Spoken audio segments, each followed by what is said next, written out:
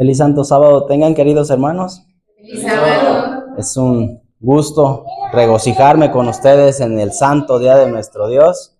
Hoy el universo está de fiesta porque un día como hoy nuestro Creador hizo todas las cosas que vemos y aún las que no vemos. Regocijémonos en nuestro Dios y en su día especial, hermanos, y dispongámonos a escuchar su santa y bendita palabra en este día ya último de mes, 31 de mayo, hermanos. Sin duda podemos decir que hasta aquí nos ha ayudado Jehová. Vamos a elevar una oración, hermanos, como siempre lo hacemos, para iniciar con este tema. Oremos, queridos hermanos. Padre bendito, qué alegría, qué gozo es estar delante de ti en tu día santo, con nuestros hermanos, alabándote, Señor. Pedimos que tu santo y divino Espíritu no se aparte de cada uno de nosotros y aún de las personas que han de ver esta transmisión. Bendícenos, Señor, y que tu santo y divino Espíritu nos guíe a toda verdad y que nos dé el mensaje que de antemano sabe que hemos de recibir. Humildemente lo rogamos, Padre, y lo pedimos en el nombre que es sobre todo nombre, Cristo Jesús. Amén. Amén. Bien, hermanos, vamos a tener en esta ya tarde un tema de preparación. Antes de desarrollar un poco el tema, vamos a leer la palabra de nuestro Dios y vamos a abrirla en el Evangelio de Mateo. Mateo, el capítulo número 5.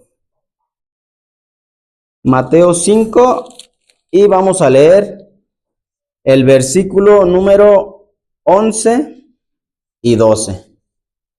Mateo 5, 11 y 12. Dice la palabra de nuestro Dios: Bienaventurados sois cuando por mi causa os vituperen. Algunas versiones dicen cuando os insulten. Bienaventurados sois cuando por mi causa os vituperen y os persigan, y digan toda clase de mal contra vosotros, mintiendo. Versículo 12. ¿Cómo hemos de tomarlo esto, hermanos? Versículo 12. Regocijaos y alegraos, porque vuestro galardón es grande en el cielo, porque así persiguieron a los profetas que fueron antes de vosotros. ¿Cómo ven esas palabras, hermanos?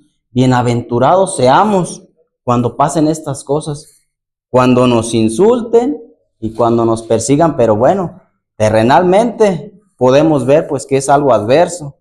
Pero la palabra de nuestro Dios nos dice que cuando sean estas situaciones por causa de Cristo, hemos de regocijaos y alegraos. De hecho, el versículo que nos hacía favor de leer nuestro hermano en la introducción, el de la primera carta de Pedro, dice que esto no nos sorprenda, porque estas cosas han de llegar, ¿verdad? Pero cuando sean en Cristo Jesús, regocijaos y alegraos, porque esto pues no es nuevo, ¿verdad? Desde antes ya había ocurrido. ¿Se acuerdan del profeta Jeremías? ¿Qué pasó cuando andaba hablando de la palabra de Dios? Pues bueno, fue a la cárcel y estuvo por ahí en un pozo, y bueno, hay como hay muchos otros ejemplos. Ahora, veamos qué dos requisitos puso nuestro Señor Cristo Jesús a todos los que quieren o queremos ser sus discípulos. Vamos 5 capítulos adelante, Mateo capítulo número 10. Mateo capítulo 10, y vamos a ver, hay dos condiciones. Mateo 10 y el versículo 38 y 39, para todos aquellos que queremos ser sus discípulos. 10:38 de Mateo, hermanos. Y el que no toma su cruz. ¿Qué querrá decir tomar su cruz? Bueno, pues implica abandono de muchas cosas, abnegación, el sufrimiento, ¿verdad? El que no toma su cruz y sigue en pos de mí, ¿qué pasa con él? No es digno de mí. Primera condición, tomar nuestra cruz, estar dispuestos a sufrir las cosas que sean necesarias por Cristo Jesús, por amor a Cristo Jesús. Tomar la cruz, primera condición. Y segunda condición, versículo 39, el que hallare su vida, la perderá, mas el que perdiere su vida por causa de mí, la hallará. Incluso a dar la vida por Cristo Jesús. Las dos condiciones, tomar nuestra cruz, estar dispuestos a sufrir el padecimiento e incluso dar hasta nuestra propia vida por amor a Cristo Jesús. Ahora, hermanos, hemos visto en estos versos cómo esto pues no es nuevo, había pasado anteriormente y esto también pasó 3 años después, cuando se vino una grande persecución. ¿Se acuerdan de esto? En el libro de los Hechos de los Apóstoles y con el martirio de Esteban. Dicho sea de paso, muchas de las cosas que hemos de ver en este estudio, pues ya se comentaron ahí en Escuela Sabática, pero no nos pusimos de acuerdo, hermanos, ¿sí?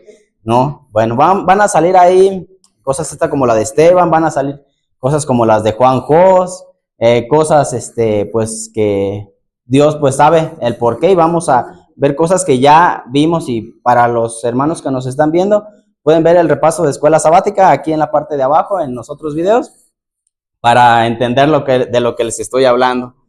Vamos a ver cómo pasó esto de tomar la cruz, esto de incluso estar dispuestos a dar la vida por Cristo en el libro de los Hechos, en el primer mártir cristiano. Y vamos a verlo así de pasadita en el libro de los Hechos, capítulo número 6.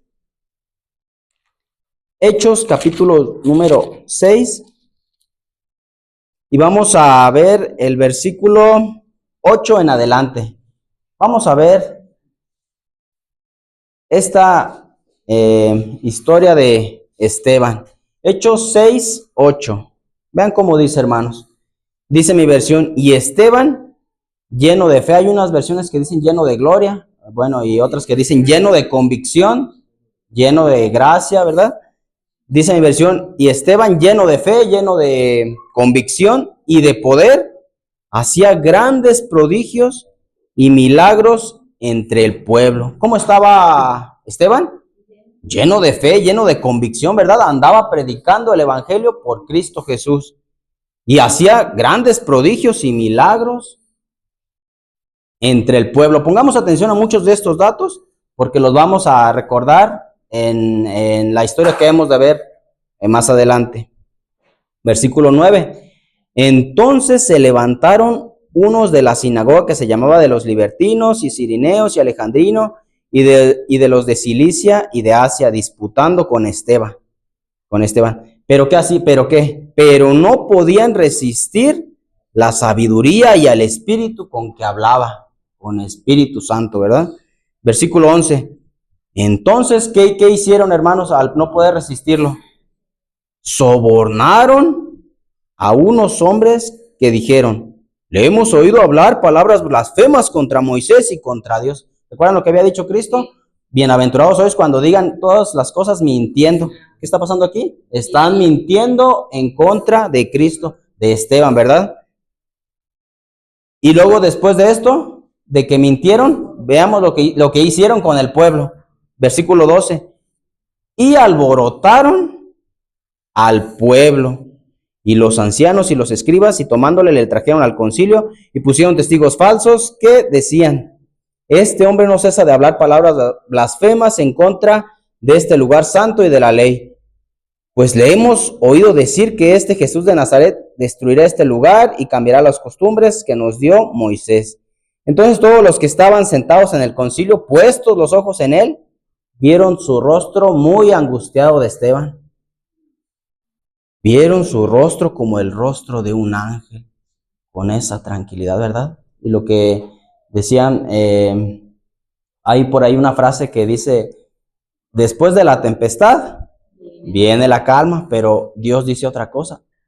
Yo estoy contigo en medio de la tempestad. Y con esto lo que quiero decir es que ya se había comentado también en la escuela sabática, Dios no nos salva de la tribulación. Dios nos salva en la tribulación. Y estas pruebas, hermanos, han de llegar.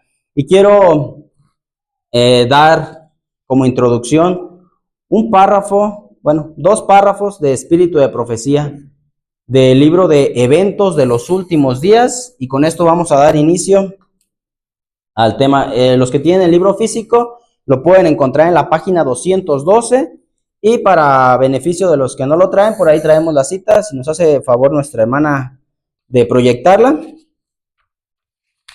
Y va a llegar, hermanos, el momento en que nuestra fe ha de ser probada. En este caso, como Esteban, que fue llevado al concilio, así hemos de ser, si Dios quiere que estemos vivos, también llevados al concilio, y sabremos dar razón de nuestra fe, sabremos defender a Cristo Jesús delante de los hombres con lo que hemos creído. Página 212 del libro de eventos de los últimos días, y es el capítulo del fuerte clamor. Y el subtítulo se llama Reyes, legisladores, concilios, oyen el mensaje. Reyes, legisladores, concilios, oyen el mensaje. Notemos esto, hermanos. Ahora no nos parece posible que algunos de nosotros tendrá que comparecer solo ante las autoridades. Nadie piensa ahora que uno ha de comparecer. Pero si alguna vez Dios ha hablado por mi intermedio, llegará el tiempo cuando seremos llevados ante concilios y ante miles de personas por causa de su nombre, y cada uno tendrá que dar razón de su fe. Cada uno individualmente tendrá que dar razón de su fe. Luego vendrá la crítica más severa sobre cada posición que se ha tomado en favor de la verdad. ¿Recuerdan qué pasó con Esteban? ¿Cómo le voltearon al pueblo? ¿Verdad? Necesitamos entonces, ¿qué es lo que hemos de hacer para prever todo esto? Vean cómo dice la sierva de Dios. Estudiar la palabra de Dios para que podamos conocer por qué creemos las doctrinas que defendemos. Hemos de ser llevados, ¿verdad? Y hemos de estudiar para defender las doctrinas que creemos. La que sigue, por favor, hermana. Y sigue diciendo, y con eso terminamos este subtítulo de eventos de los últimos días. Muchos tendrán que comparecer ante cortes legislativas. Muchos han o hemos de comparecer ante cortes legislativas. Algunos tendrán que comparecer ante reyes y ante los sabios de la tierra para responder por su fe. ¿Cómo hemos de estar, hermanos? Aquellos que tienen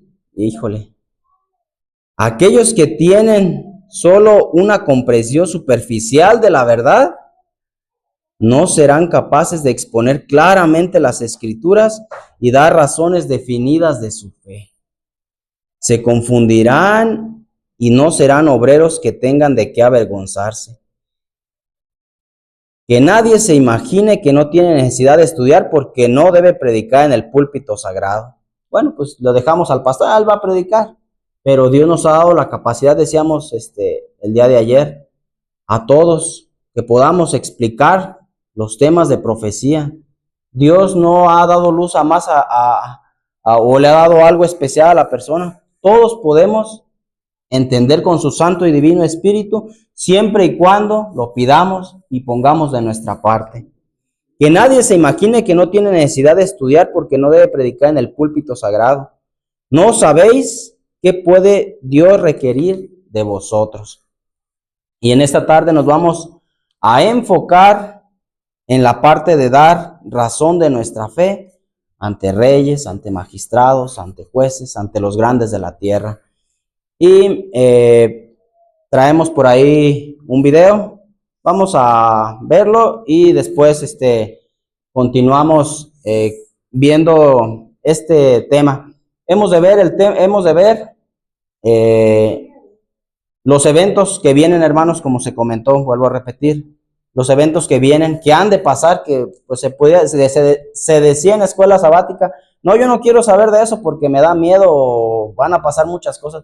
Pues queramos o no, sepamos o no, los eventos han de ocurrir y debemos de tener una preparación basada en la palabra de Dios. Y en esta tarde vamos a tener una preparación. Vamos a ver este video, hermanos, y después proseguimos con esto de la preparación. Comparecer ante reyes, ante magistrados.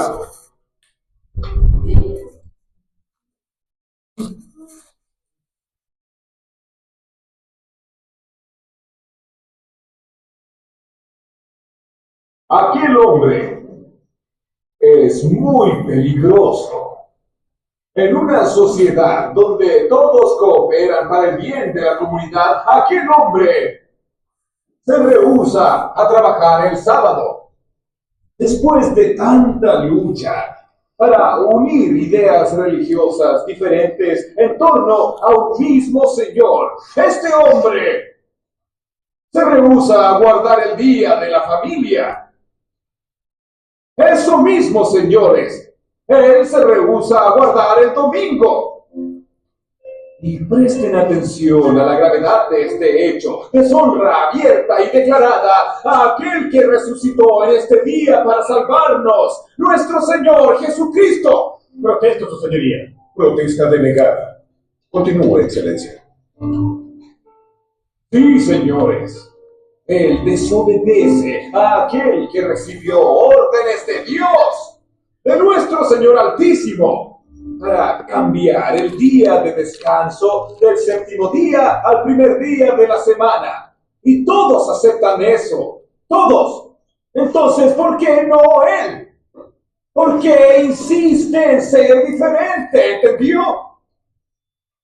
Todos, de todas las religiones, aceptan las nuevas orientaciones de Dios enviadas por su representante. ¿Por qué no acatarlas?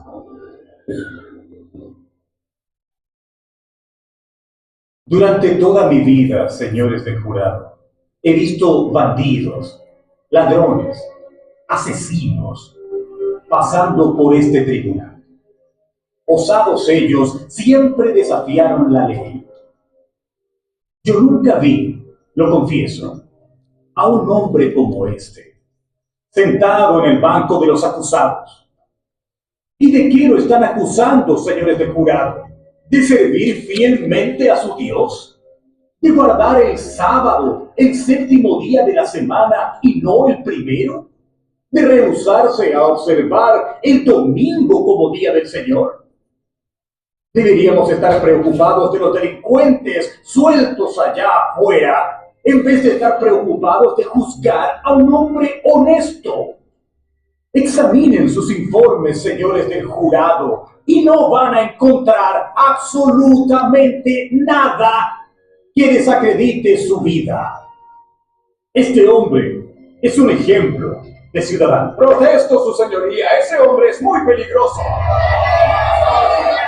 ¡Silencio! ¡Silencio! Como decíamos, señores del jurado, este hombre es inocente. Si todos tuvieran la misma determinación, la sociedad sería mejor. El mundo necesita hombres así. Ellos tienen que vivir, ellos tienen que ser apoyados en sus creencias. Son hombres fieles a su Dios. Son hombres de convicciones fuertes, hombres que no se compran, hombres que no se venden. Estamos perdiendo tiempo en este tribunal con un caso relativamente fácil de resolver. Entonces, ¿qué es lo que estamos esperando?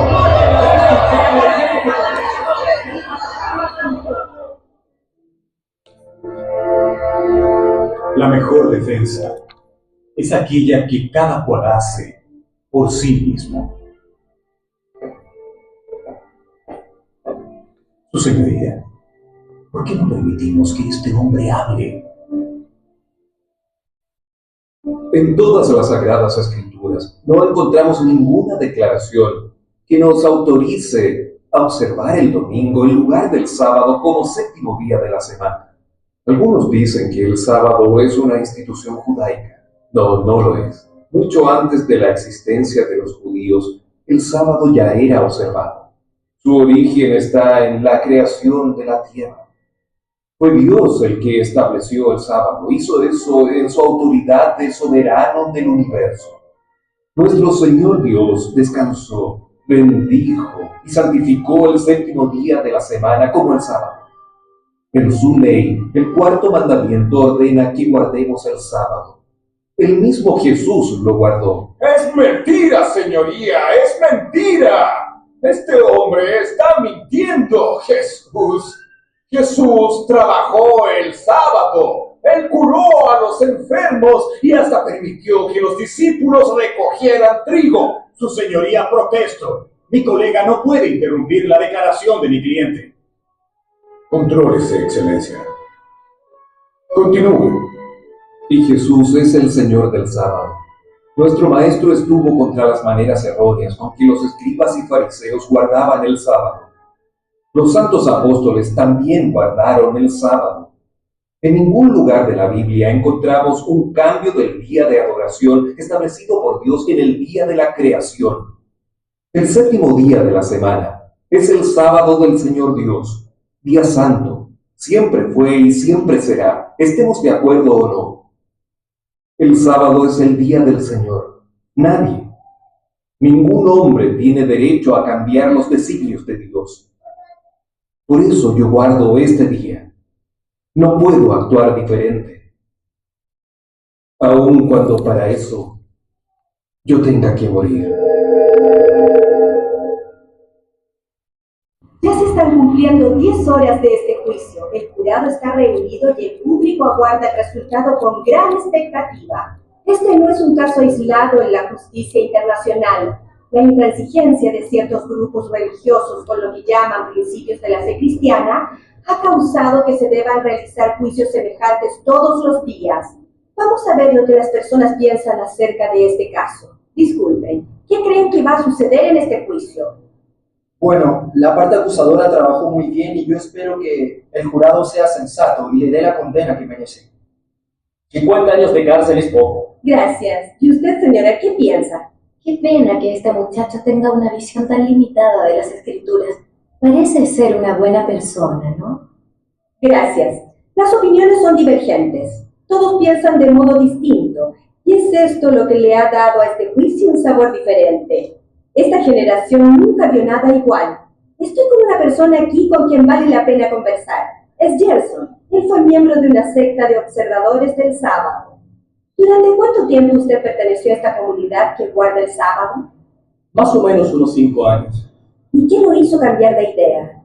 La nueva comprensión que yo tuve de la Biblia. Descubrí que las doctrinas no son importantes. Lo que interesa es la experiencia que se tiene con Dios.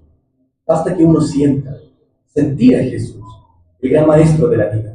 Y en cuanto al juicio de hoy, ¿cuál es su opinión? ¿El acusado será absuelto o condenado?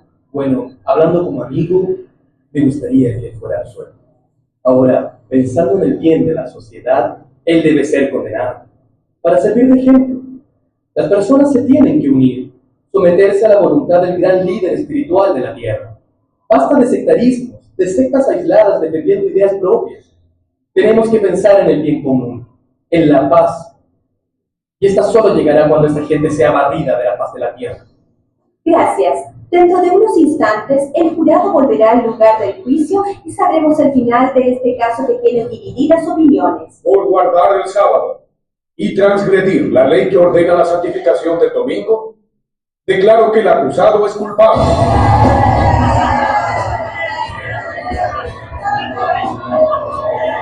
¡Silencio! ¡Silencio en el tribunal, señoría! ¡Silencio! Su señoría, su ¡Silencio! señoría. Si este hombre es acusado al punto de ser condenado a una pena que se aplica solamente a los criminales de la más alta peligrosidad, entonces quiero ser condenado con él.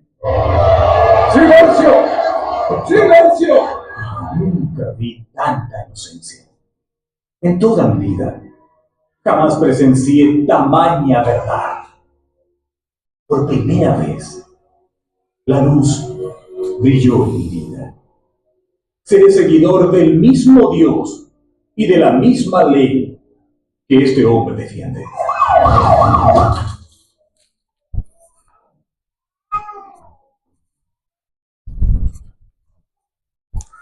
Como ven, hermanos, ¿Estará muy lejos este tiempo? Comparto una gema. Los tiempos de apuro y angustia que nos esperan requieren una fe capaz de soportar el cansancio, la demora y el hambre. Una fe que no desmaye a pesar de las pruebas más duras. Hermanos, en esta tarde hemos de tener una preparación y vamos a ver cómo Dios nos habla a través de su palabra. ¿Todos entendemos cuando decimos de su palabra? De su palabra. Cuando vemos este maravilloso libro del conflicto de los siglos, cuando leemos del capítulo 1 hasta el 20, muchos pudieran pensar que encontramos solamente historia y que, pues bueno, son cosas que ya pasaron. Pero encontramos en la palabra de Dios un principio. ¿Qué es lo que fue? Lo mismo que será. En esta tarde hemos de leer un capítulo. Vamos a dividir el estudio en dos partes. Ahorita les digo cuáles van a ser. Quiero decirles que cuando leemos las historias que hay, los eventos que pasaron, podemos encontrarnos allí. Allí puedes encontrarte tú, allí puedo encontrarme yo en la historia. Y en esta tarde hemos de analizar el capítulo número 8 del conflicto de los siglos, pero no lo hemos de leer por leer. Vamos a ver la historia de un gran hombre usado por Dios que fue Martín Lutero. Pero vamos a hacer algunos cambios. Donde aparezca Lutero, te vas a poner tú y me he de poner yo. Y vamos a ver ahí cómo Dios trabajó en estos casos y cómo Dios le preparó y nos ha de preparar a nosotros. Pueden todos ahí, si tienen en casa y los que están aquí presentes, vamos a ver el capítulo número 8 y también hemos de ver en el contexto del gran conflicto entre Cristo y Satanás, en el conflicto cósmico. Y vamos a el capítulo número 8 del conflicto de los siglos. Este capítulo se llama Un campeón de la verdad. Un campeón de la verdad que puso sus ojos en Cristo. Ahora, no con esto estoy diciendo que ya veamos a Martín Lutero, porque ni Martín Lutero ni todos los hombres de Dios son el fin. El fin de las cosas es Cristo Jesús. El capítulo está bastante amplio, como pueden observar. Vamos a dividirlo en dos partes. La primera parte son los preparativos para el juicio. El juicio que acabamos de ver, hemos de imaginarnos que estamos allí también. Preparativos para el juicio. Y cuando Martín Lutero iba a ser llevado a este juicio, tuvo que caminar algo así como 500 kilómetros de su ciudad de Wittenberg a una ciudad llamada Worms, que era la capital de Alemania en ese tiempo. 500 kilómetros, pues un poco más que de aquí a Guadalajara, ¿verdad? Tenía que caminar. Y vamos a ver cómo durante ese trayecto Satanás trabajó mucho para que él desistiera. Y vamos a ver a través de qué o quiénes. Y hemos de ver también algunas preguntas que por aquí traemos, que hemos de hacernos también nosotros cuando estemos, si Dios quiere, en estas circunstancias. Son 5 preguntas. 4, perdón. ¿Quién te acusa? Número 1. Número 2. ¿De qué se te acusa? Número 3. ¿Cuál será el castigo? Y número 4. ¿Cuáles son los cargos? Esas 4 preguntas hemos de contestar y hemos de leer en este tema de preparación para estas situaciones que han de llegar. Vamos a situarnos en la página número 68, Un campeón de la verdad. Y vamos a ver, antes de iniciar el capítulo, ¿puede poner la imagen que seguía, por favor, hermanos? Vamos a ver ahí algunos personajes que con la ayuda de Dios vamos a ir viendo las funciones. Y así como en el caso de Esteban, como en el caso del juicio, también vamos a ver lo que pasó a Lutero. ¿Cuántos conocemos ese chocolate? Bueno, es muy famoso, ¿verdad? Pero a partir de este estudio hemos de ver a ese hombre como algo diferente. Está aquí en el conflicto de los siglos. Carlos V, ¿verdad? Es por ahí un chocolate muy famoso. ¿Por qué aparece en los chocolates? Bueno, porque él, cuando vemos su biografía, vemos que él introdujo el chocolate en toda Europa, por eso pues aparece ahí. Pero en el conflicto de los siglos aparece y de una manera muy diferente. ¿Me lo puedo ya quitar, hermana, por favor? Gracias, era nada más un paréntesis. Veamos este tema de preparación de la palabra de Dios. Acababa de llegar este hombre al trono, dice, página 68, un nuevo emperador, y ahí aparece, hermanos, que más adelante hemos de ver también su historia. Carlos V había ascendido al trono de Alemania, y vean la astucia, hermanos, del diablo por medio de sus emisarios. En cuanto llega, en cuanto toma poder, ¿qué pasa? Y los emisarios de Roma se apresuraron a presentarle los planes. Un poco de contexto de esto es que ya andaban persiguiendo a Lutero, ya lo querían, ¿verdad? Pero en cuanto llega este emperador al trono, luego le llegan ahí sus plasmémenes, es decir, alemanes, los emisarios de Roma se apresuraron a presentarle sus plasmémenes. ¿Qué es eso? Plácemes, gracias. Son las felicitaciones. Oh, qué bueno, mira aquí. Y procuraron que el monarca emplease su poder contra la reforma. ¿Quién estaba actuando ahí? El diablo, ¿verdad? Para que no siguiera esta reforma. Y bueno, por medio del papado. Bueno, y cuando hablamos aquí del papado, no estamos hablando de personas para que los que nos están viendo se vayan a sentir ofendidos, sino del sistema. Por otra parte, y ahora vean, hermanos, ahí como Dios, y aquí lo estamos viendo en el contexto del conflicto del bien y del mal. El diablo, ¿qué quiso hacer? Luego matar, destruir, pero Dios tenía sus medios. Y dice ahí, por otra parte, el elector de Sajonia, ¿qué es eso? Bueno, es como el rey de una ciudad por ahí, o algún hombre encumbrado que tenía poder, abogó por él. Porque ¿cuál era la intención de los papistas en cuanto llegó este nuevo emperador? Darle muerte, acallar la reforma.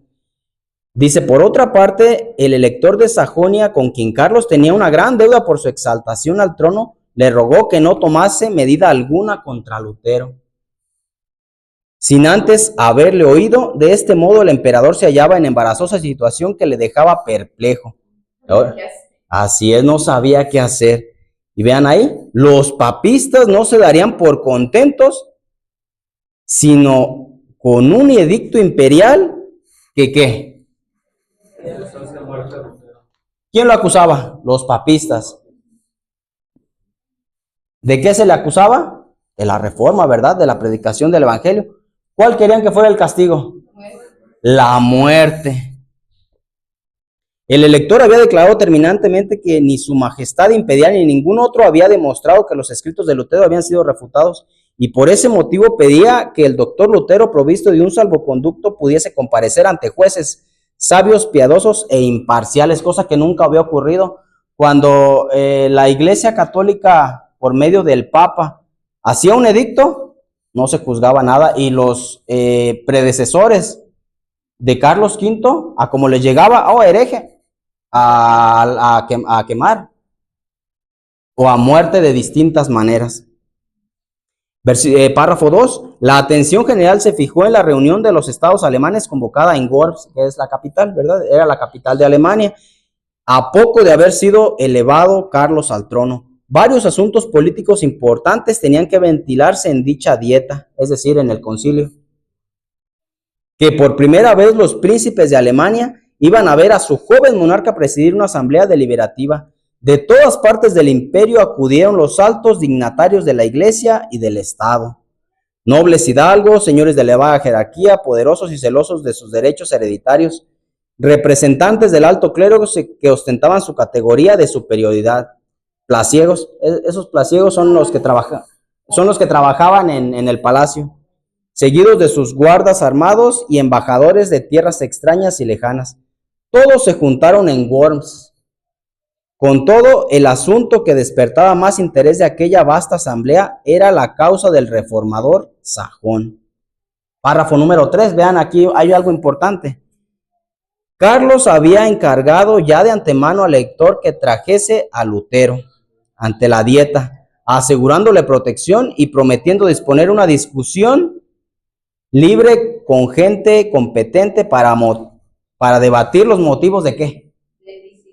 De su disidencia. Y bueno, aquí hacemos otro paréntesis. Hay un tema completo en este canal, hermanos, para los que nos están viendo, acerca de los disidentes, ¿verdad? Y bueno, aquí encontramos otro disidente. ¿Quién disentía? Lutero. ¿De qué? De las enseñanzas de los papistas, gracias. De los motivos de su disidencia. Lutero, por su parte, ansiaba comparecer ante el monarca. ¿Se imaginan, hermanos? Que nos estén pidiendo, uno dice, ay, mejor no, ¿verdad? Pero Lutero quería él exponer la causa. Su salud por entonces no estaba muy buena. Vean, otro agravante más. Oh, y bien podía excusarse. Pues estoy enfermo. Sí me gustaría, pero pues estoy enfermo. No obstante, escribió al elector, al que estaba abogando por él ante el emperador Carlos V. Si no puedo ir a Worms bueno y sano, me haré llevar enfermo allá, a como dé lugar, ¿verdad? Quería dar razón de su fe. Porque si el emperador me llama, no puedo dudar que sea llamamiento de Dios. Hermanos, lo hemos visto nosotros así, cuando se llegue el momento que también digamos así, bueno, ¿será que Dios quiere que le lleve el mensaje a esos encumbrados de la tierra? ¿O hemos de actuar con miedo? ¿Cómo hemos de reaccionar? Si quieren usar la violencia contra mí, lo cual parece probable o puesto que no es para instruirse por lo que me hacen comparecer, lo confío todos en manos del Señor. ¿En quién tenía puesta la vista? En Dios, así es. Había leído Salmo 46 del 1 en adelante. Aún vive y reina el que conservó ilesos a los mancebos en la hornalla. Si no me quisiese salvar, poco vale mi vida. Impídanos solamente que el evangelio sea expuesto al vilipendio, es decir, vilipendio quiere decir despreciar o denigrar. El evangelio sea expuesto al vilipendio de los impíos y derramemos nuestra sangre por él, para que no triunfen. ¿Será acaso mi vida o mi muerte la que más contribuirá a la salvación de estos? Esperarlo todo de mí, menos la fuga y la retractación. Huir no puedo y retractarme mucho menos. ¿Cómo ven la fe de Martín Lutero? O en este caso, ¿cómo está nuestra fe en una situación de esa? Que Dios nos ayude, ¿verdad? Y bueno, volvemos a repetir, el fin de esto no es ver a Lutero, es ver en quién estaba poniendo su confianza Martín Lutero. Ahora, los papistas no querían dejar hablar a Lutero. Y ellos hicieron algo pues muy inteligente. Primero hicieron una junta entre ellos donde no se pudiera defender, para así decir todo lo que querían y por un decreto a la hoguera o a cualquier medio para matarlo sin que éste pudiera dar razón de su fe. Pero veamos cómo allí, en medio de que no había nadie en su favor, Dios obró. Y Satanás, cuando lo vemos a la luz del gran conflicto entre Cristo y Satanás, Satanás quería ahí destruir todo, pero Dios tuvo medios. Y vamos a ver qué medios usó, que ni siquiera se esperaba Martín Lutero. Y vamos a ver qué impresión tuvo eso. La noticia de que Lutero comparecería ante la dieta circuló en Worms, es decir, en la capital, y despertó una agitación general. Toda la gente estaba atenta a lo que iba a ocurrir. Y ahí aparece el representante de los papistas, Aleandro, a quien, como legado del Papa, se le había confiado el asunto de manera especial. Se alarmó y se enfureció por dos cosas. Preveía que el resultado sería desastroso para la causa del papado. Y vean, hacer investigaciones en un caso sobre el cual había dictado ya sentencia condenatoria era tanto como discutir la autoridad del soberano pontífice. Lo que él decía, nadie tenía que decir ni cuestionar. Eso para él ya era algo inaceptable. Y la segunda cosa, además de esto, temía que los elocuentes y poderosos argumentos de este hombre apartasen de la causa del Papa a muchos de los príncipes. En consecuencia, insistió mucho acerca de Carlos de que Lutero no compareciese en Worms. Por este mismo tiempo se publicó la bula, es decir, un documento de excomunión de Lutero contra Lutero, y esto, unido con las gestiones del legado, hizo ceder al emperador, quien escribió al elector diciéndole que si Lutero no quería retractarse, debía quedarse en Wittenberg. No quería. Si este hombre ha de hablar, porque al hablar va a convencer a muchos, mejor que se quede. Pero vemos en el transcurso de la historia cómo Dios obró para que pudiese dar testimonio de Cristo Jesús. Y muchos, así como el apóstol Pablo, ¿recuerdan cómo murió el apóstol Pablo? Murió decapitado. Y dice que aún las personas, sin decirles nada, al ver solo su testimonio, se convirtieron. No bastaba este triunfo para Aleandro. Aleandro es el enviado de los papistas, que querían que sin mediar palabra se terminara con Lutero, el cual siguió intrigando para conseguir también la condenación de Lutero. Ya había conseguido un juicio donde no se pudiera defender, pero ahora quería que también lo mataran. Con una tenacidad digna de mejor causa, insistía en presentar al reformador a los príncipes, a los prelados, es decir, los prelados son superiores en los conventos, gente importante, pero en los conventos, y a varios miembros de la dieta, de la asamblea, como sedicioso. Vean el plan que tenía este hombre de presentar a Lutero ahí ante todos los que tenían la junta: sedicioso, rebelde, impío y blasfemo. Pero la vehemencia y la pasión de que daba pruebas el legado revelaban las claras del espíritu de que estaba animado. Es la ira y el deseo de venganza lo que excita, decían, y no el celo y la piedad. La mayoría de los miembros de la dieta estaban más dispuestos que nunca a ver con benevolencia la causa del reformador y a inclinarse a su favor. Dios ya estaba trabajando ahí. Pero ¿qué hizo los papistas, o en este caso Satanás? Con redoblado celo insistió Alejandro acerca del... Bueno, Alejandro dice aquí, pero bueno, es Aleandro. Acerca del emperador para que cumpliese su deber de ejecutar los edictos papales, presionando, ¿verdad?, al emperador. No lo dejes hablar. Y se debe de juzgar y se debe de dar muerte porque es un hereje. Esto, empero, según las leyes de Alemania, no podía hacerse sin el consentimiento de los príncipes y de Carlos V. No pudiendo resistir a las instancias del nuncio, se le concedió que llevara el caso ante la dieta. Fue un día de orgullo para el nuncio. La asamblea era grande y el negocio era aún mayor. Aleandro iba a alegar en favor de Roma, madre y señora de todas las iglesias. Iba a defender al primado de San Pedro ante los principales de la cristiandad. Tenía el don de la elocuencia. Vamos a hacer una pausa.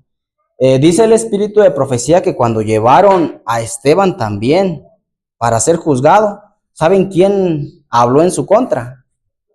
El apóstol Pablo.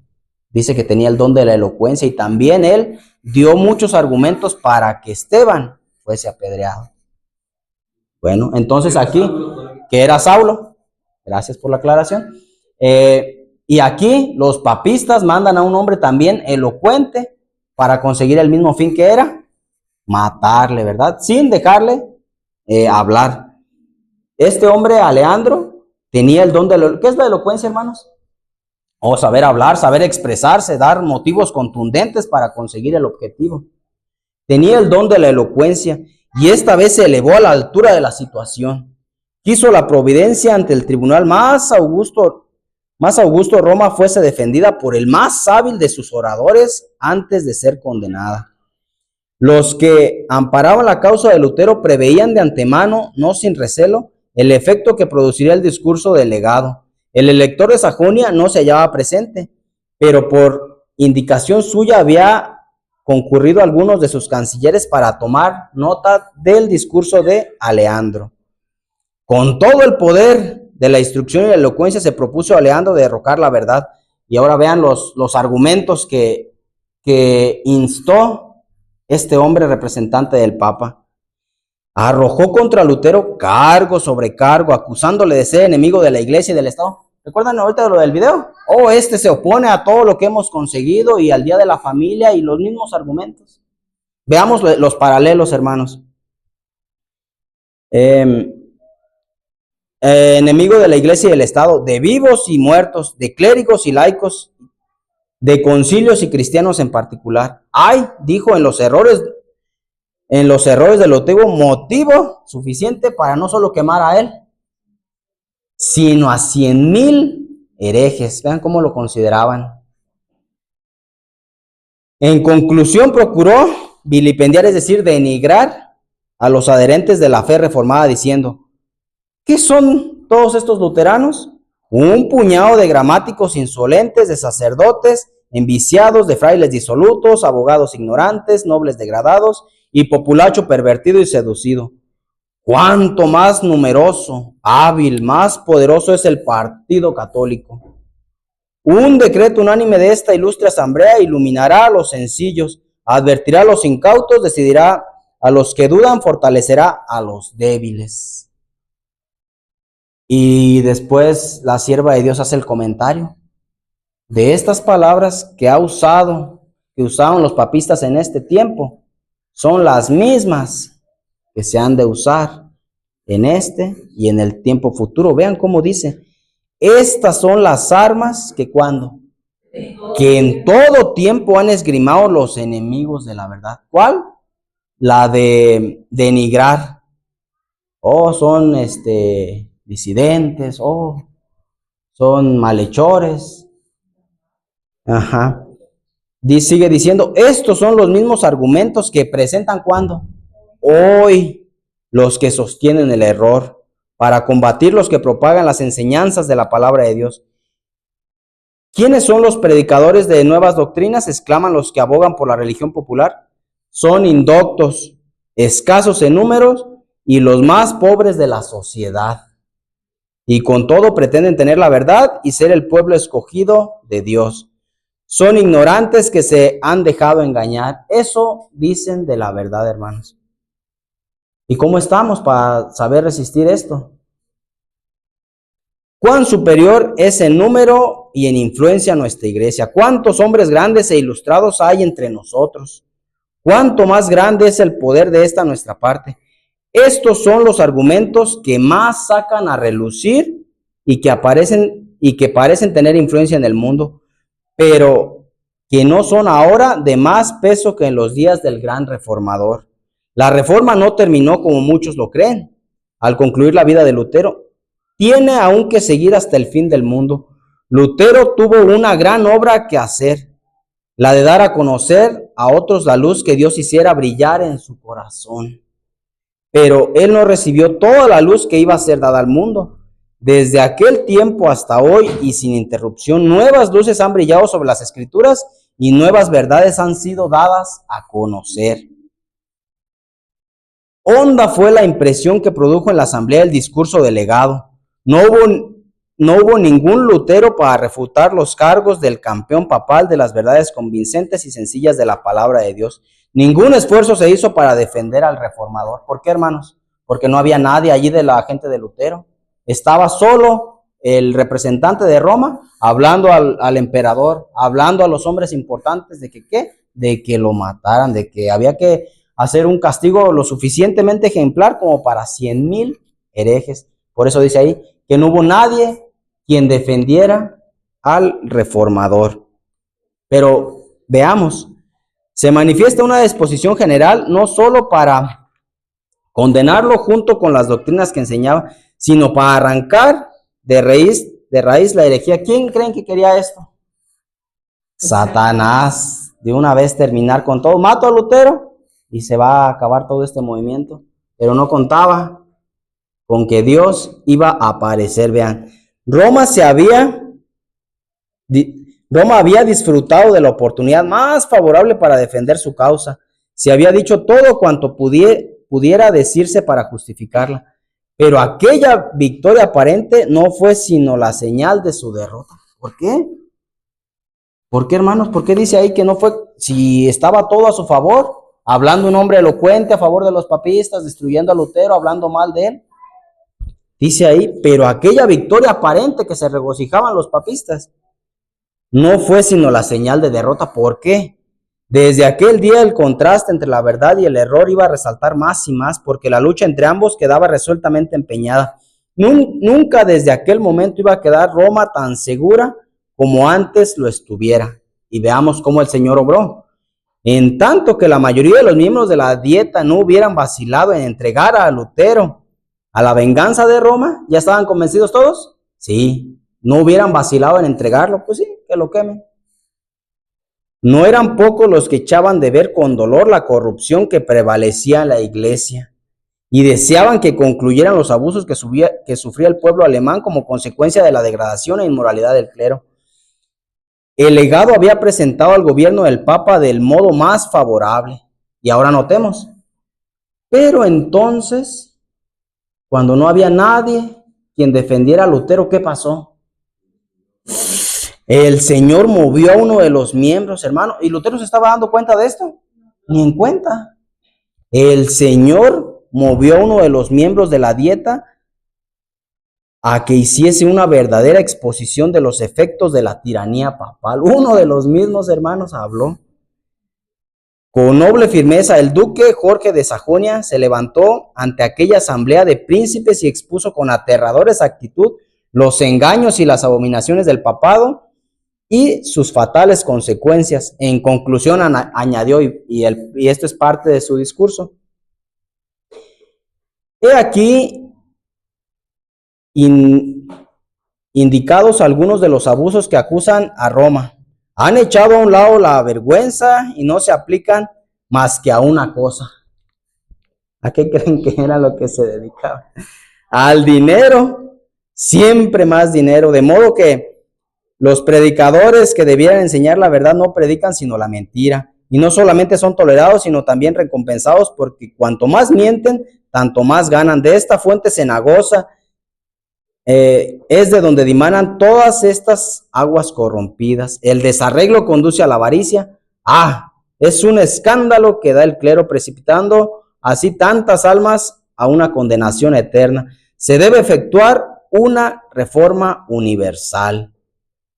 Y vean el resultado, dice ahí: Lutero mismo no hubiera podido hablar con tanta maestría y con tanta fuerza contra los abusos de Roma, y la circunstancia de ser el orador declarado enemigo de la reforma daba más valor a sus palabras.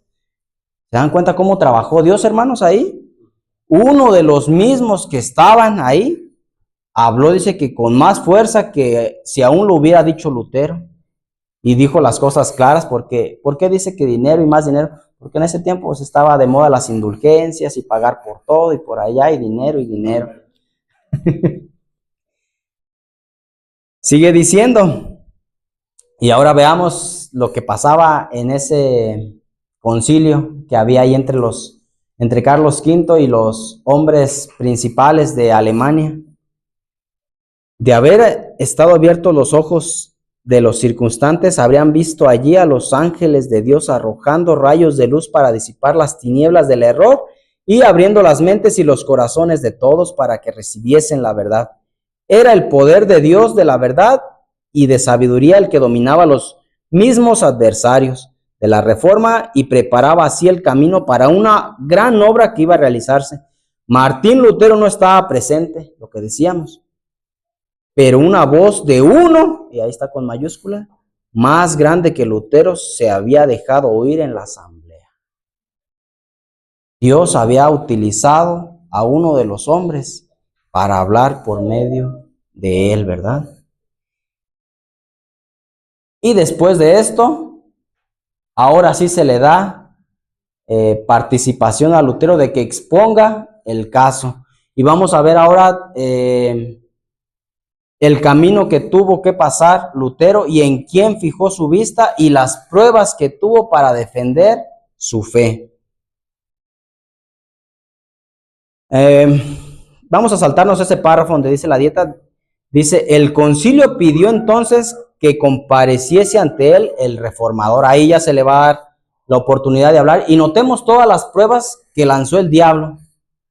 A pesar de las intrigas, protestas y amenazas de Aleandro al emperador, consintió al fin y Lutero fue citado a comparecer ante la Dieta. Con la notificación se expidió también un salvoconducto que garantizaba al reformador su regreso a un lugar seguro. Ambos documentos le fueron llevados por un heraldo encargado de conducir a Lutero de Wittenberg a Worms. Ahí está ya la invitación formal para que compareciese. Una distancia corta, no tanto, ¿verdad? Para ese tiempo, 500 kilómetros, había que recorrer días y vamos a ver cómo trabajó el enemigo en esos días para debilitar a Lutero, hermanos. Y ahí empieza la primera, hermanos. Vamos a tomar nota de cuántas veces el enemigo incitó a Lutero a que se retractara. Y ahí empieza el primero. Los amigos de Lutero, ¿cómo estaban? Híjole. ¿En quién tenían puestos los ojos? En los papistas, ¿verdad? En lo que podían hacer. Estaban asustados, espantados y desesperados. Sabedores del prejuicio y de la enemistad que contra él reinaban, pensaban que ni aún el salvoconducto sería respetado. Y vean el consejo, ahí está la primera vez que se prueba su fe. Y le aconsejaban que no expusiese su vida al peligro. Oye, Martín, pues no es necesario, mira, te pueden matar, no vayas. Tú aquí desde tu trinchera, ¿verdad? Como dicen por allí. Le aconsejaban que no expusiese su vida al peligro, pero él replicó, vean la respuesta: los papistas no deseaban que yo fuese a Worms, pero si mi condenación y mi muerte, no importa, rogad no por mí, sino por la palabra de Dios. Cristo me dará su espíritu para vencer a estos ministros del error. Yo los desprecio durante mi vida y triunfaré de ellos con mi muerte. En Worms se agitan para hacer que me retracte. He aquí cuál será mi retractación. Antes decía que el Papa era el vicario de Cristo. Ahora digo que es el adversario del Señor y apóstol del diablo. ¿Cómo ven, hermanos? Y después de lo que le habían dicho, oye, no vayas ahí, mira lo que ha pasado. No te expongas, pero más resuelto que nunca, ¿verdad? Y con esa convicción, con sus ojos puestos en Cristo Jesús, ¿verdad? En Dios. Y pues, ¿cómo se atreve? La convicción segura de que el Papa, los papistas, y eso, eran la religión falsa, ¿verdad? Y el Papa dice ahí que es apóstol del diablo. Y ahora comienza el viaje de Lutero hacia Worms, o en este caso, pongámonos nosotros, que vamos en ese viaje a declarar ante los magistrados y vean las cosas que han de ocurrir. Lutero no iba a emprender solo su peligroso viaje. Además del mensajero imperial, se decidieron a acompañarle 3 de sus más fieles amigos. Melanchthon deseaba ardientemente unirse con ellos. Su corazón estaba unido con el de Lutero y se desvivía por seguirle, aún hasta la prisión o la muerte. Pero sus ruegos fueron inútiles. Si sucumbía Lutero, las esperanzas de la reforma quedarían cifradas en sus esfuerzos de su joven colaborador. Al despedirse de él, díjole el reformador: si yo no vuelvo, caro hermano, y mis enemigos me matan, no ceses de enseñar la verdad y permanecer firme en ella. Es decir, no te fijes por mí, no pongas tu vista en mí, que la obra siga. Trabaja en mi lugar, si tú vives poco, importa que yo perezca. Los estudiantes y los vecinos que se habían reunido para ver partir a Lutero estaban honestamente conmovidos. Una multitud de personas cuyos corazones habían sido tocados por el Evangelio le despidieron con llantos. Así salieron de Wittenberg el reformador y sus acompañantes. Así inicia el camino hacia declarar lo que él decía, con convicciones muy firmes. Prueba número 1 con sus amigos, y ahora viene la prueba número 2. En el camino notaron que siniestros presentimientos embargaban los corazones de cuantos hallaban al paso. Y vean, en algunos puntos no les mostraron atención alguna. En uno de ellos, donde pernoctaron, donde pasaron la noche, vean lo que pasó. Un sacerdote amigo manifestó sus temores al reformador, enseñándole el retrato de un reformador italiano que había padecido el martirio. ¿Se imaginan, hermanos, que vayamos a comparecer, nos quedemos por ahí en algún lugarcito y te digan, mira, te voy a enseñar esta foto de este hombre que se atrevió a desafiar al papado y cómo lo quemaron? Mira lo que le pasó. ¿Cómo reaccionaríamos? Ay, híjole, pues con miedo, ¿verdad? Con temor. A la mañana siguiente se supo que los escritos de Lutero habían sido condenados en Worms. Los pregoneros del emperador publicaban su decreto y obligaban al pueblo a que entregase a los magistrados las obras del reformador. El heraldo, temiendo por la seguridad de Lutero a la dieta y creyendo que ya empezaba a cejar su propósito de acudir a la dieta, le preguntó si estaba aún resuelto a seguir adelante. ¿Y qué dijo? Lutero contestó: aunque se me ha puesto en entredicho en todas las ciudades, continuaré, seguiré adelante. Y ahora llegaron a la siguiente ciudad, Erfurt. Esa ciudad está de Wittenberg, habían caminado más o menos unos 200 kilómetros. ¿Qué pasó allí? En Erfurt Lutero fue recibido con honra. Rodeado por multitudes que le admiraban, cruzó aquellas mismas calles que antes recorría tan a menudo con su bolsa de limosnero. Visitó la celda de su convento y meditó en las luchas mediante las cuales la luz que ahora inundaba en Alemania había penetrado su alma. Deseábale oír predicar. Esto le era prohibido. ¿Se acuerdan qué pasó con los discípulos cuando andaban en el templo? Los fariseos les dijeron que no podían predicar. ¿Obedecieron? ¿Qué hizo Lutero? Se le había sido prohibido predicar la palabra. Esto le era prohibido, pero el heraldo dio su consentimiento y él mismo, que había sido fraile sirviente del convento, ocupó ahora el púlpito. ¿Predicó, sí o no? Sí, ¿verdad? Obedecer a Dios primero antes que a los hombres. Ya estamos terminando, hermano, nada más esta y la otra, y ahí vamos a dejar el estudio. En esta primera parte que estamos viendo cómo se consiguió la primera convocación sin Lutero, y la segunda en su viaje a la comparecencia. Habló a la vasta concurrencia de las palabras de quién. Imagínense, hermanos, bien que hubiera podido haber dicho, y pues yo vengo de lejos, miren, estoy cansado y tengo muchos temores de que me vaya a pasar allá. Pero no. Habló a la vasta concurrencia las palabras de Cristo. La paz sea con vosotros. Vean, hermanos, ¿cómo podía él tener esa paz después de lo que había pasado y de saber aún lo que muy probablemente podía esperarle? Los filósofos, dijo, doctores y escritores han intentado demostrar cómo puede el hombre alcanzar la vida eterna y no lo han conseguido. Yo os lo explicaré ahora.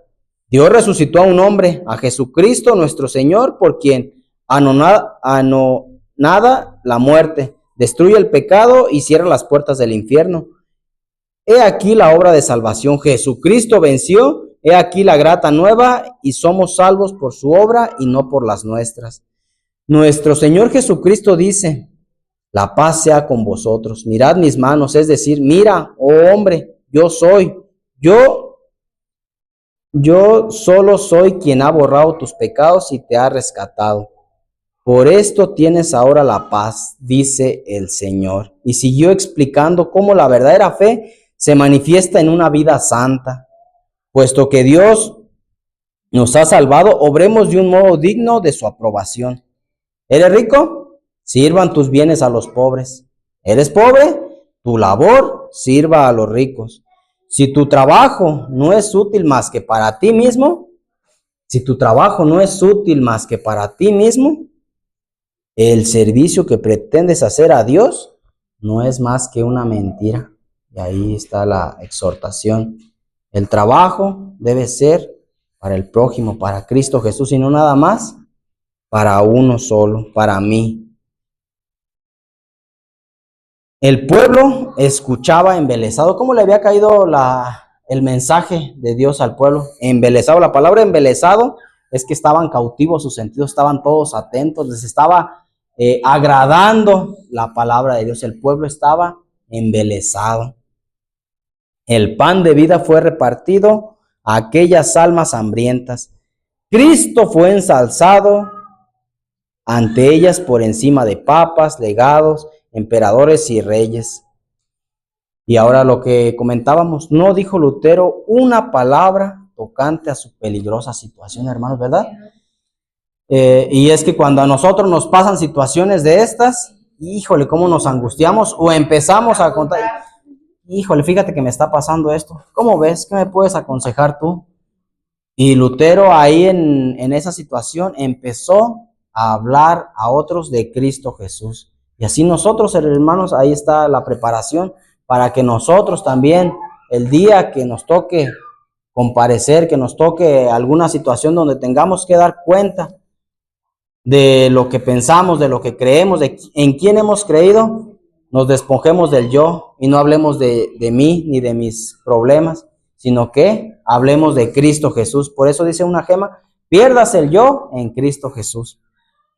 Sigue diciendo y leemos la última hoja y con esto terminamos. Sigamos viendo qué más le pasó a Lutero en este camino que iba hacia dar cuenta de su fe. Veamos, ¿será que el diablo dijo, bueno, hasta ahí ya es suficiente, lo dejo que llegue para que él declare y se fortalezca allá ante el concilio que iba a hablar de la palabra de Dios? Por lo menos, hermanos, 3, 4... ahí está, gracias, hermano. Vamos a encontrar por lo menos otras 3 pruebas más que el diablo le tenía todavía preparado a Lutero. Vamos a verlas. No quería hacerse objeto de los pensamientos y de las simpatías.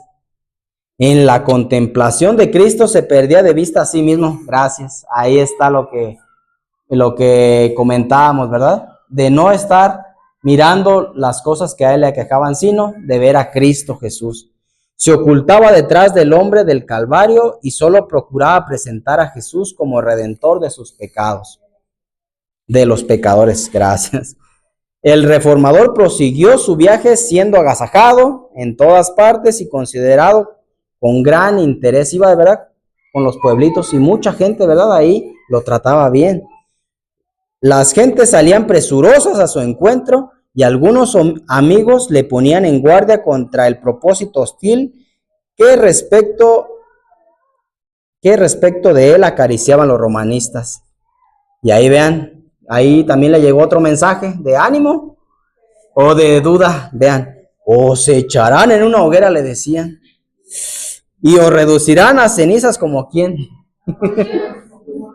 Ya sabían lo que había ocurrido y pues se probaba, ¿verdad? ¿Cómo vas a reaccionar, hermanos, que te digan, vas a camino, mira lo que le pasó a aquel hermano, también te va a pasar a ti? Mensajes que te ayudan o que te pudieran debilitar. Te pudieran debilitar. Todo esto está aconteciendo, hermanos, antes de que Lutero dé cuenta de su fe ante los grandes de la tierra. Esa fue la prueba número 3. Los amigos, vimos, en otro pueblito llamado Erfurt, que le mostraron la foto de un hombre, ¿verdad?, que había sido reducido, que había padecido el martirio, y ahora le dicen que va a morir como murió Juan Hus. Él contestaba, aun cuando encendiesen un fuego que se extendiera desde Worms hasta Wittenberg y se elevara hasta el cielo, lo atravesaría en nombre del Señor. Compareceré ante ellos, no entraré en la boca de ese behemoth, romperé sus dientes y confesaré a nuestro Señor Jesucristo. Vean la respuesta, hermanos. Poner los ojos en Cristo Jesús. Al tener noticias de que se aproximaba a Worms, el pueblo se conmovió. ¿No? ¿Se imaginan, hermanos, saber que alguien va a donde puede ser su muerte? Oh, si viene para acá, el pueblo se conmovió. Sus amigos Híjole, ¿en quién tenían vista? Vean, Lutero se fortalecía, pero ahora vean los amigos que habían decidido acompañarlo. Sus amigos temblaron recelando por su seguridad. ¿En quién tenían puesta la vista sus amigos? No en Dios. En lo que ellos podían hacer. ¿Y cómo podemos vencer esto que está por acontecer? En sus fuerzas. Sus amigos temblaron recelando por su seguridad. Los enemigos temblaron porque desconfiaban del éxito de su causa. Se hicieron los últimos esfuerzos para disuadir a Lutero de entrar a la ciudad. Otra vez, no hay que ir. ¿Cómo vas a hablar de esto? Te van a matar. Por instigación de los papistas se le instó a hospedarse en el castillo de un caballero amigo, de donde se aseguraba todas las dificultades podían arreglarse pacíficamente. Vean, ahí quisieron ya como tener como un arreglo.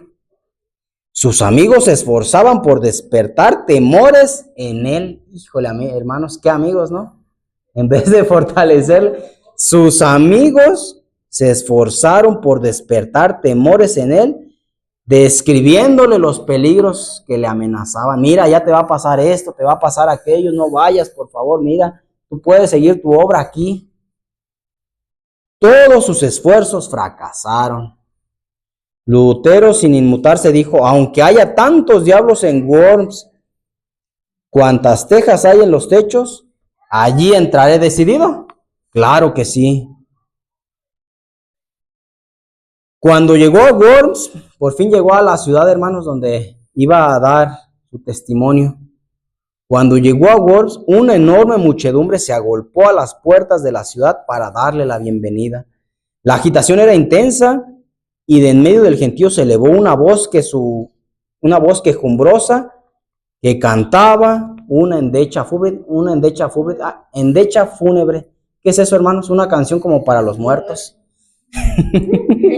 Como tratando de avisar a Lutero de la suerte que le estaba reservada. ¿Y cómo respondió él? Híjole, se puso triste. Dios será mi defensa, dijo él al bajarse de su carruaje o apearse de su carruaje. ¿Se dan cuenta, hermanos? Otra prueba más todavía. No suficiente con las que había tenido, y aún antes de llegar con los amigos diciéndole: no lo hagas. Todavía llegando a la ciudad, ¿cómo lo reciben? Con una música de muertos, con la que despiden a los muertos. ¿Se dan cuenta, hermanos, la situación y cómo debía estar la fe en Cristo Jesús en él? Y vamos con los últimos dos párrafos y con esto hemos de terminar, hermanos. Los papistas no creían que Lutero se atrevería a comparecer en Worms. Ellos jamás se imaginaron que iba a tener el suficiente valor para ir, como dicen, a meterse a la boca del lobo, ¿verdad? Y su llegada a la ciudad fue para ellos un motivo de profunda consternación.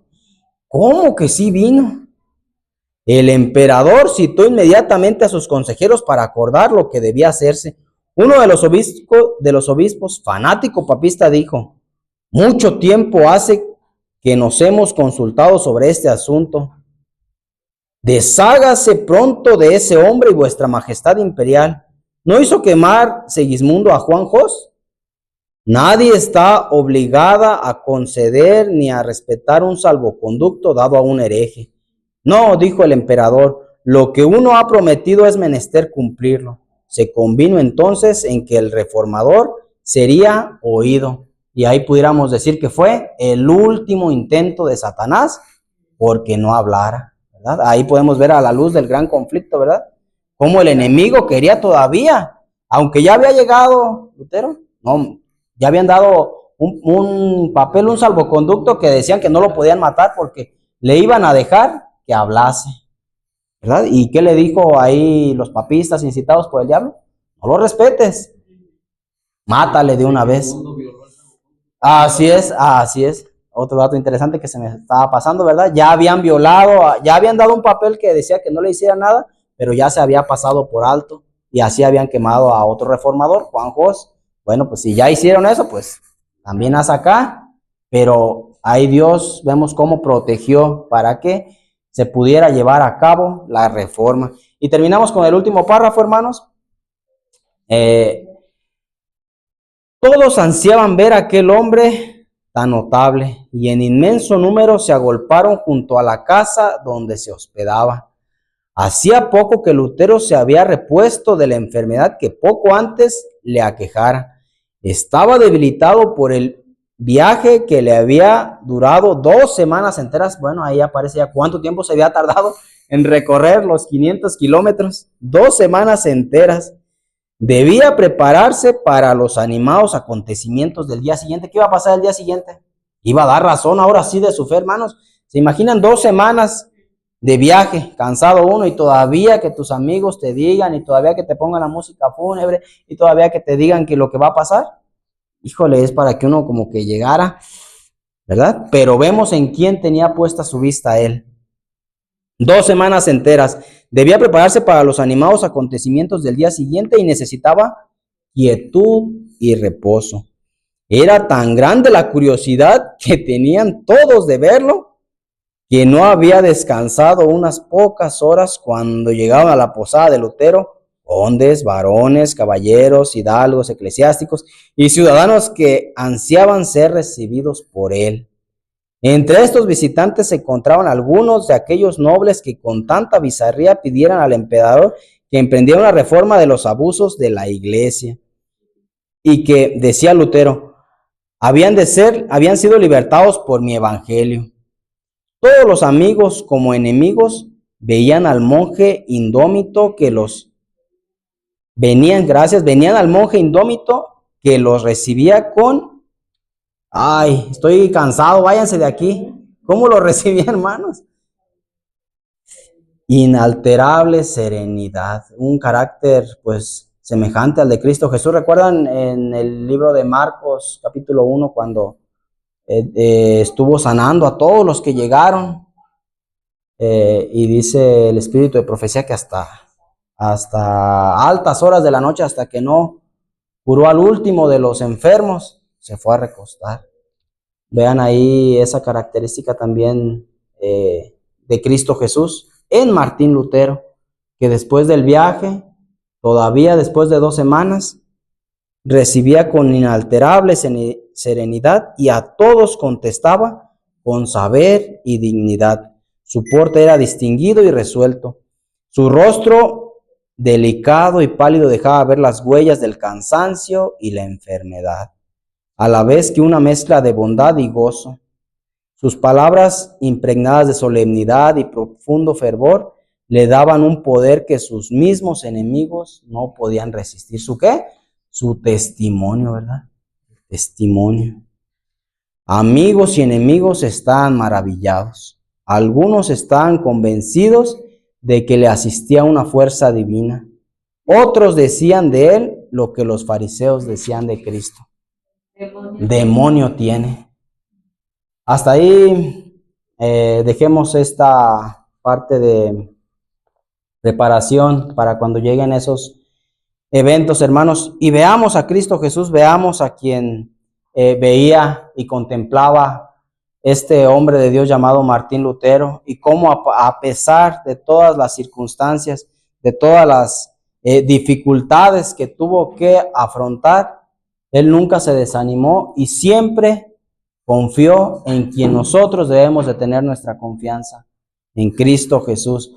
Y vamos a leer algunos pasajes, hermanos, para dar por terminados. Dice, vamos a leer el libro de la carta de Filipenses. Filipenses, capítulo número 1, versículo 29. Filipenses capítulo 1. Y como decía el texto de Primera de Pedro capítulo 4, que seamos y nos gocemos en las tribulaciones de Cristo Jesús. Esto mismo lo dijo Cristo Jesús y también lo repite el apóstol Pablo en la carta a los Filipenses. Leamos y veamos el complemento del espíritu de profecía en Filipenses 1:29. Porque a vosotros es concedido por Cristo, no solo que creáis en Él, sino también que padezcáis por Él. Nos es concedido eso, el padecimiento en Cristo Jesús. ¿Nos puede poner la siguiente imagen, por favor, hermana, del espíritu de profecía? Y con esta hemos de dar por terminados, hermanos, estos temas que pues nos sirven como preparación para que veamos en las cosas que han acontecido antes, nos sirvan como ejemplo, ¿verdad? Como dice el libro de Romanos, capítulo 15, y vamos a ver Filipenses 1:29 y cómo dice el espíritu de profecía acerca de cómo hemos de considerar los sufrimientos, las causas que hemos de padecer por Cristo Jesús. Filipenses 1:29 lo comenta el espíritu de profecía, dice así, vamos a leerlo otra vez. A vosotros es concedido por Cristo, no solo que creáis en Él, sino también que padezcáis por Él. Y dice, y de todos los dones que el cielo puede conceder a los hombres, de todos los dones que el cielo puede conceder a los hombres, la comunión con Cristo en sus sufrimientos, la comunión con Cristo en sus sufrimientos es el más grave cometido y el más alto honor. ¿Cómo ven, hermanos? El más alto honor, tener la comunión con Cristo en sus sufrimientos. Hermanos, que Dios los bendiga. Pueden ustedes terminar de leer el capítulo y pueden ustedes veámonos ahí en el capítulo y veamos cómo podemos fortalecernos en Cristo Jesús, cómo todos esos hombres pusieron su vista no en sus fuerzas y no en otras personas, sino en Cristo Jesús, el autor y el consumador de nuestra fe. Que Dios nos bendiga, hermanos, que tengamos un feliz, santo sábado. Amén.